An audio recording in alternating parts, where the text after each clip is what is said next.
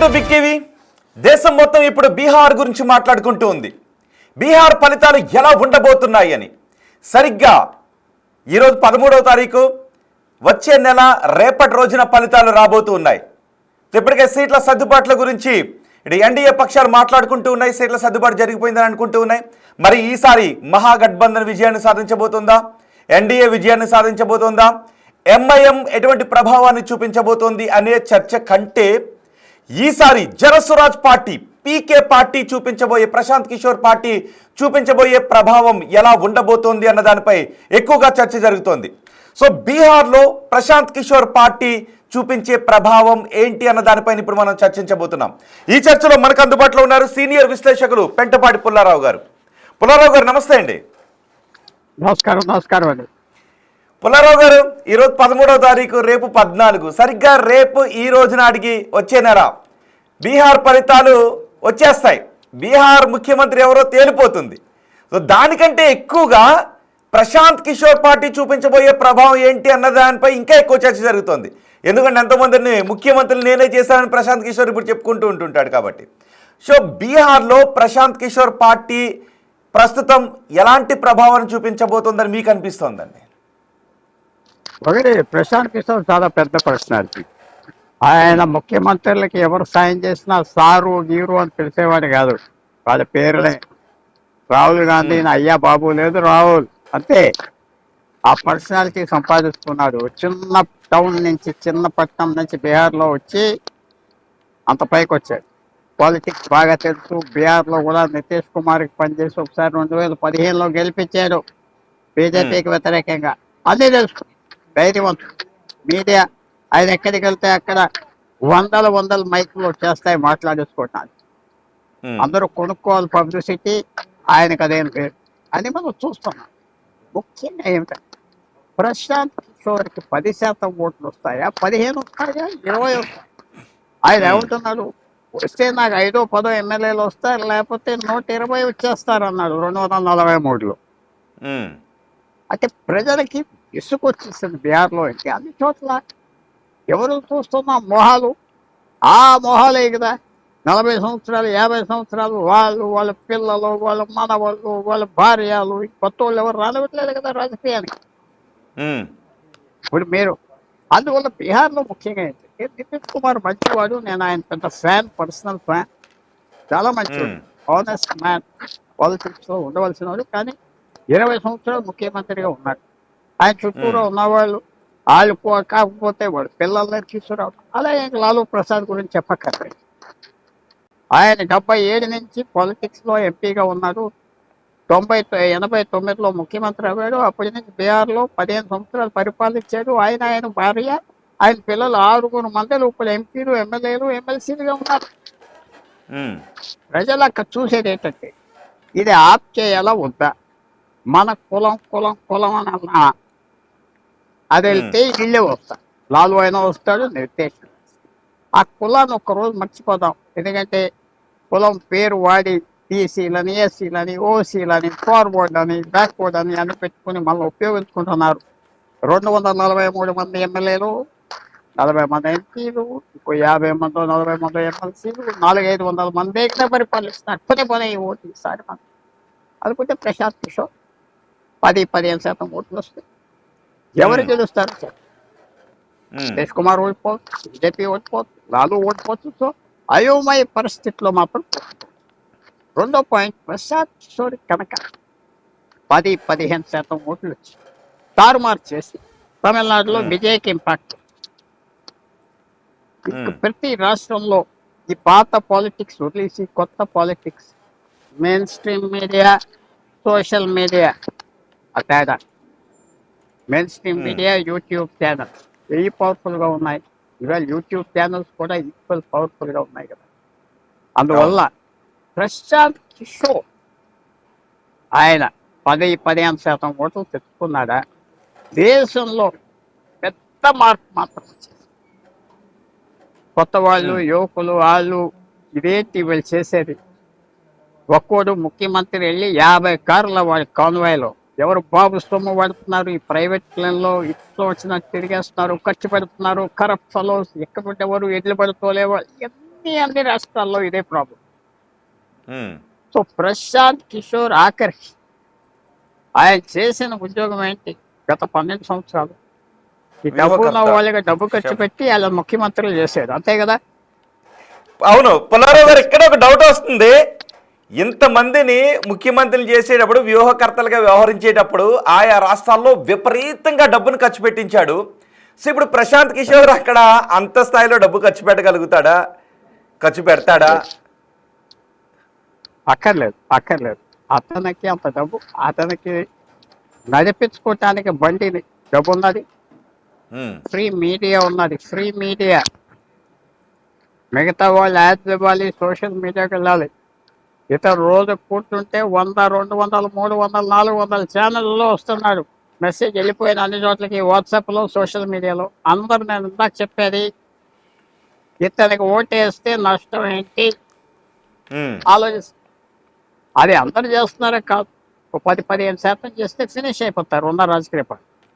ఉమ్, ఈ జబ్బు కోవిడ్ లాంటిది, ఎవరు ఆప్ చేయలేరు. ఉమ్, కోవిడ్ లాంటిది. ప్రశాంత్ కిషోర్ సక్సెస్ మీద భారత్ రాజకీయం ఫ్యూచర్ ఆడతారు. ఆయన కరప్ట్ ఫెలోస్ అందరినీ ముఖ్యమంత్రులు చేసాడు వాళ్ళు డబ్బు వాడి. ఉమ్, ఇప్పుడు ఆయన పనిచేయదు అంటున్నాడు, ఆయన బయటకు వచ్చాడు.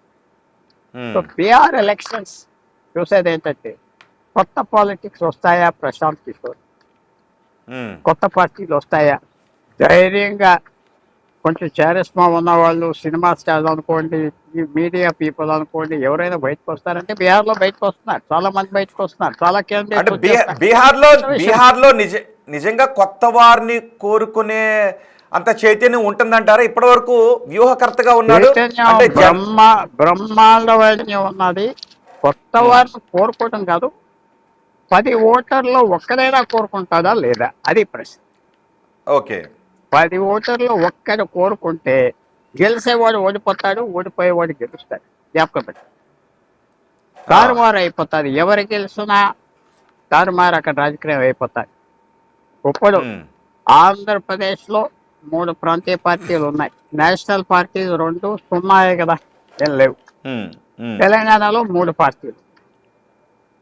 అదే బీహార్లో 20 పార్టీలు ఉన్నాయి, తమిళనాడులో 20 పార్టీలు ఉన్నాయి, కేరళలో 20 పార్టీలు ఉన్నాయి, మహారాష్ట్రలో 15 పార్టీలు ఉన్నాయి. పార్టీలు ఉన్నాయంటే రిజిస్ట్రేషన్ కదా, ఒక ఎమ్మెల్సీ ఉంటాం, ఒక ఎమ్మెల్యే ఉంటాం, ఒక ఎంపీ ఉంటాం.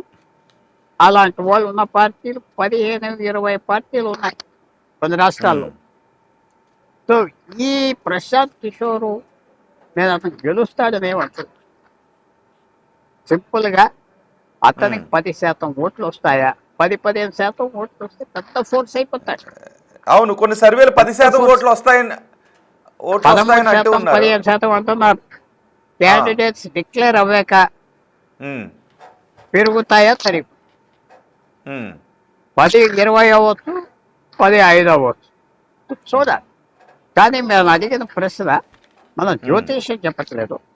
ఆయనకి 10-15% ఓట్లు వస్తే మిగతా రాష్ట్రాల్లో కూడా ఈ వస్తారు. ఏంటి వెనకాల తిరిగేది, నేషనల్ పార్టీలు, ప్రాంతీయ పార్టీలు, ఆడు బాబు, వీడు బాబు, బుజ్జుడు, గిజ్జుడు, వాళ్ళ వెనకాల తిరిగేది ఏంటి?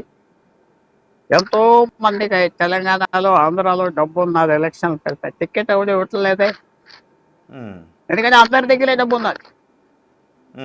175 క్యాండిడేట్స్ ఉన్నారంటే ఆంధ్రప్రదేశ్లో ఒక 1000 మంది ఉన్నారు, ఈక్వల్గా ఖర్చు పెట్టగలరు. సో ఎవరికి ఇస్తారు?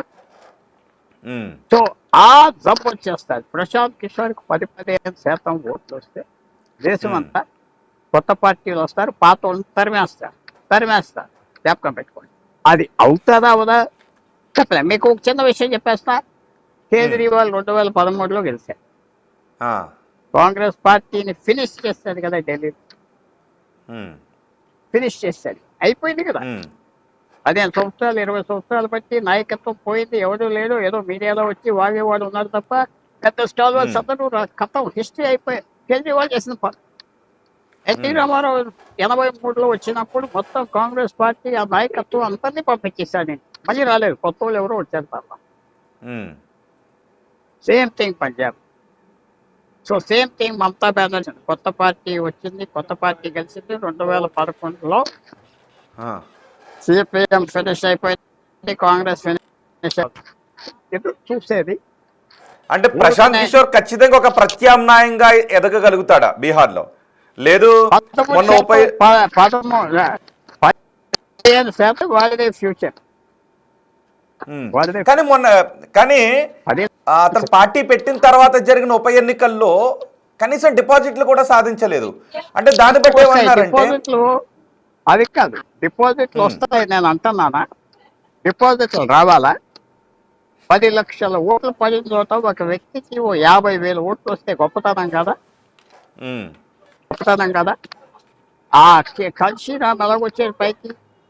420 ఉమ్, అప్పుడు యూపీలో పెట్టి 5% ఓట్లే వచ్చింది. అన్ని చోట్ల డిపాజిట్లు పోయినాయి. కానీ వాళ్ళ దగ్గరికి అందరు పరిగెత్తి వచ్చారు. నాతో అలయన్స్ ఉమ్, పెట్టుకోని ములాయం వచ్చి పవర్ ఇచ్చాడు. ఉమ్, సో ప్రశాంత్ కిషోర్ డిపాజిట్లు రాలేదు. డిపాజిట్లు ఎందుకు వస్తాయి? 15 లక్షల ఓట్లు పడినప్పుడు నాకు 70,000, 80,000, 1,00,000 ఓట్లు వస్తే చాలుదా? చాలా గొప్ప ఉమ్, కదా. అందువల్ల మీరు అలా ఆ లెక్కలు అదంతా పాత లెక్క మెయిన్ స్ట్రీమ్కి అలవాటు పడిపోయి మీరు చెప్తున్నారు డిపాజిట్ ఉమ్, రాలేదా అడిగాను. డిపాజిట్ అక్కర్లేదే వాడు. నేను ఏమన్నా 10% ఓట్లు వస్తే మీ డిపాజిట్ పోతాయి. ఆ, 16% ఓట్లు కావాలి. ఉమ్, 10% ఓట్లు ప్రశాంత్ కిషోర్ తీసుకుంటే ఉమ్. నితీష్ కుమార్ అవుతాడా పోతాడా చెప్పలేం. మోడీ అదే ఎవరు పోతారు? అది ఏ మహాగఠబంధన్ కి గుదిబండగా మారుతుందా, నేను ఎన్డీఏకి గుదిబండగా అనుకుంటున్నా మారుతుందా? నేను అనుకుంటున్నా మహాగఠబంధన్కి హెల్ప్ అవుతాడు ప్రశాంత్ కిషోర్. హెల్ప్ అవుతాడా? హెల్ప్ అవుతాడు. ఎందుకంటే మహాగఠబంధన్కి ముస్లింలు 20% వేస్తారు. వాళ్ళు ఇవన్నీ ఏం చూసుకోవట్లేదు. వాళ్ళు గడవ ఆల్రెడీ ఉమ్, ఈ యాదవ్లో కొంతమంది వేస్తారు. ఆ యాదవ్లో కూడా మొహమ్మద్ తీసేది లాలూ ప్రసాద్ యాదవ్ ఏంటి వీడికేనా అని, మిగతా వాళ్ళు లేరా అని. ఉమ్, కానీ వాళ్ళకే బెనిఫిట్ వస్తుంది. ప్రశాంత్ కిషోర్ వల్ల ఉమ్, లాలూ ప్రసాద్ యాదవ్. కానీ ఒకటి 2020లో ఉమ్, 2025 బీహార్ ఓటర్లు చూస్తే 20% తేడా ఉన్నది. కొత్త ఓటర్లు వచ్చారు. ఉమ్, వాళ్ళకి ఎలాగున్నది?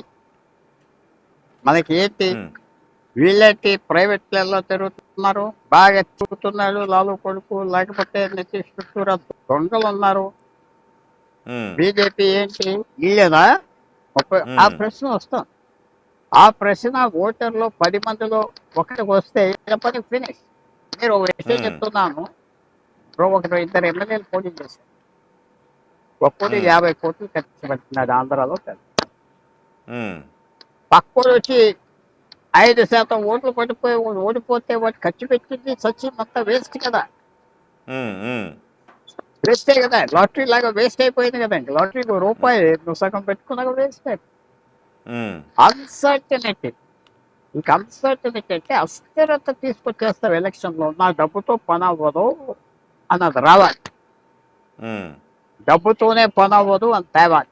బ్లఫ్స్, డ్రామాలు, ఫోటోలు, వీడియోలు తీసి అవన్నీ ఎగిరిపోతాయి. ఉమ్, కానీ సింపుల్గా ఏంటంటే వారికి బెనిఫిట్ వస్తుంది. మా గఠబంధన్కి బెనిఫిట్ వస్తుంది. ప్రశాంత్ కానీ కిషోర్ తేజస్వి యాదవ్ పైన పోటీ చేస్తాను అని ప్రశాంత్ కిషోర్ అంటున్నాడు. అనుకున్నాడు కానీ చేయడు ఆఖరికి. ఎందుకంటే ఇంకోళ్ళని పెడతాడు అక్కడ, వాడు కులస్తుడునో పాడో. ఎందుకంటే వేస్ట్ ఉమ్, అయిపోతుంది టైం అంతా. ఓకే. ఓడిపోకూడదు. అర్బన్ సీట్లో పెడతాడు, ఎక్కడ సిటీ సీట్లో ఉమ్. పెడతాడు. ఒకవేళ కానీ తేజస్వి యాదవ్ మీద తనే భయపెడుతున్నాడు. పోటీకి దిగితే అది వ్యూహాత్మక ఫెయిల్యూర్ గా పరిణమించే అవకాశం ఉంటుందా? అది రావచ్చు కదా. ఇప్పుడు పల్లెటూరులో వెళ్ళి పెడతాం కష్టం కదా. ఉమ్, ఇంతవరకు ఉండాలి. సో నేను అనుకుంటున్నా అతను పెట్టడు. ఎవరినో పెట్టవచ్చు, ఇంకో మంచి క్యాండిడేట్ని పెట్టవచ్చు వాడి మీద. కానీ ఓకే. బెదిరించి 2 స్థానాల నుంచి పోటీ చేస్తాడా తేజస్వి యాదవ్? తేజస్వి యాదవ్ 2 స్థానాల నుంచి పోటీ చేస్తే వాడికి మోరల్ డిఫీట్. ఉమ్, చూద్దాం, ఆశిద్దాం. ఓకే. ఉమ్. ఫైనల్గా అసలు పాదయాత్ర ప్రభావం, హామీల ప్రభావం, కొత్త వారికే 90% కొత్త వారికే ఇస్తాను అనే హామీ, ఈ హామీలన్నిటి ప్రభావం ఎలా ఉందనిపిస్తోంది? కొంతవరకు ఉన్నది. అందరూ ఆలోచన ఏంటంటే ప్రశాంత్ ఓటేస్తే ఈ ఉమ్, టైరెంట్స్ డెమోక్రసీని ఎవరైతే మొనోపలైజ్ బాగా తినేస్తారో, చెత్త ఉమ్, పెట్టుకున్నారో అక్కడ ఉమ్, అది అందరికి 10% ఉన్నదా లేదా అది ఆఖరి నేను ఉమ్, ఇంతగా వచ్చే 15 రోజుల్లో 10% 15 అవ్వచ్చు, 10% 5 అవ్వచ్చు. ఉమ్, ఎందుకంటే ఇలా ఓడిపోతున్నాడు, వీడికి వేసేది ఏంటి పాపం ఓటు, వాళ్ళని ఓడగొడదామని ఇంకో చోటికి వెళ్ళిపోవద్దు. ఉమ్, ఏ ఫ్యాక్టర్ వస్తుందో ఒకటి మాత్రం జ్ఞాపకం పెట్టుకోండి, ఉత్తరప్రదేశ్, బీహార్లో ఆంధ్రప్రదేశ్ లాగా కాదు, తెలంగాణ లాగా కాదు. ఒక ఉమ్. వ్యక్తి మంచోడు అంటే వాడికి ఓటేస్తారు, ఓటేస్తారు, బీహార్లో. ఓటేస్తారు. వాడు ఓడిపోకూడదు, వాడు దెబ్బలాడుతున్నాడు, మన తరఫున సాయం చేయాలి అనే ఫీలింగ్ ఉమ్. బీహార్లో ఉండాలి, ఉత్తరప్రదేశ్లో ఉండాలి. ఆంధ్రప్రదేశ్, తెలంగాణలో లేదు. ఇక్కడ ఓటర్ ఏంటంటే ఫ్రాంక్గా చెప్పేస్తున్నా, నాకు లాభం ఓటు వేయకుండా వెళ్ళిపోతే ఎలాగా, తెలిసినోడు రేపు పట్టుకుంటాడు, నాకు భుజం నువ్వు చేయలేదు కదరా అంటాడు, భయపడి. అక్కడ భయం లేదు, తిరుగుబడతానం చేస్తే ఓపెన్గా చేసేస్తాం. అది మనం మర్చిపోదు. ఆంధ్రప్రదేశ్, తెలంగాణ మన 2 రాష్ట్రాలు తిరుగుబడతానం లేదు కదా, ఒకరి మీద ఒకరు తప్ప. సెంటర్ మీద ఎక్కడ చేశారు, ఎమర్జెన్సీలో చేశారా, చేయలేదు కదా. జనతా పార్టీ దేశం అంతా కొట్టిపోతే ఇక్కడ ఒక చోట కొట్టుకుపోతుంది. సో అక్కడ రెబెలియన్ స్పిరిట్ ఉన్నది. చేస్తారా చేయరా తెలియదు, చూడాలి, ఆగాలి, ఓకే. చూద్దాం. సో మొత్తానికి పెద్ద ప్రభావాన్ని చూపించబోతున్నాడు అని అంటారు ఫైనల్ గా ప్రశాంత్ కిషోర్. అంత లేదు, రేపు నన్ను పట్టుకుంటారు. అతనికి ఏమన్నా 10% ఓట్లు 15 అవ్వచ్చు, 10% ఓట్లు 5 అవ్వచ్చు. ఇంకా ఆ కన్ఫర్మేషన్ నా మైండ్కి రాలేదు. Right, thank you very much Peddapati Pullarao గారు. బిగ్ టీవీకి అందుబాటులోకి వచ్చి బీహార్ రాజకీయాల గురించి మీ విశ్లేషణ అందించినందుకు. మొత్తానికి బీహార్లో ఫలితం ఎలా ఉండబోతోంది అన్న దానితో పాటు ప్రశాంత్ కిషోర్ చూపించే ప్రభావం ఎలా ఉండబోతోంది అన్నదే దేశవ్యాప్తంగా చర్చ జరుగుతోంది. మరీ ముఖ్యంగా తెలుగు రాష్ట్రాల ప్రజలు ఇదే విషయం గురించి చర్చించుకుంటున్నారు. ప్రశాంత్ కిషోర్ అక్కడ ఈసారి ఏదైనా మాయ చేయగలుగుతాడా అని. సో చూద్దాం. మరి పెంటపాటి పుల్లారావు గారు అంటున్నారు ఖచ్చితంగా ఒక మాయ అయితే చేయబోతాడు, కానీ అది ఇప్పుడు విశ్లేషకులు అంటున్నాడు ఇప్పటికే వస్తున్నటువంటి డేటా ప్రకారం 10% 15% అవుతుందా, 15% 5% అవుతుందా, ఏం జరుగుతుందో చూడాలి. కానీ మహాగఠబంధన్కి కొంత ఉపయోగం జరగవచ్చు ప్రశాంత్ కిషోర్ అక్కడ పోటీ చేయడం ద్వారా అనే అభిప్రాయాన్ని విశ్లేషణ వెలుబుచ్చుతున్నారు. మరి చూద్దాం. సరిగ్గా వచ్చే నెల 14వ తారీఖున ఫలితాలు రాబోతూ ఉన్నాయి. సరిగ్గా ఈరోజు 13వ తారీఖు. వచ్చే నెల రేపటి రోజున ఈ పాటికి బీహార్ ఫలితాలన్నీ కూడా వచ్చేస్తాయి. ట్రెండ్స్ అన్నీ కూడా పూర్తిగా వచ్చేస్తాయి. 6వ తారీఖున మొదటి దశ, 11వ తారీఖున రెండవ దశ ఎన్నికలు జరగబోతున్నాయి. 14వ తారీఖున ఫలితాలు రాబోతున్నాయి. సో బీహార్ రాజకీయాల గురించి ఎప్పటికప్పుడు బిగ్ టీవీ మీకు అప్డేట్స్ అందిస్తూనే ఉంటుంది. మహాగఠబంధన్ ఏం చేయబోతోంది, ఎన్డీఏ ఎటువంటి ప్రభావాన్ని చూపిస్తోంది, ప్రశాంత్ కిషోర్ ఏం చేయబోతున్నాడు, ఎప్పటికప్పుడు అప్డేట్స్, చాలా ఆసక్తిని కలిగించే అప్డేట్స్ అన్నీ బీహార్ రాజకీయాల గురించి బిగ్ టీవీ ఎప్పటికప్పుడు మీకు అందిస్తూనే ఉంటుంది. సో మరి చూద్దాం ప్రశాంత్ కిషోర్ ఎటువంటి ప్రభావం చూపిస్తాడు. తెలుగు రాష్ట్రాల ప్రజలుగా మీరేమనుకుంటున్నారు, ప్రశాంత్ కిషోర్ బీహార్లో చూపించబోయే ప్రభావం గురించి మీరేమనుకుంటున్నారు? మీ అభిప్రాయాన్ని కమెంట్ బాక్స్లో తెలియచేయండి.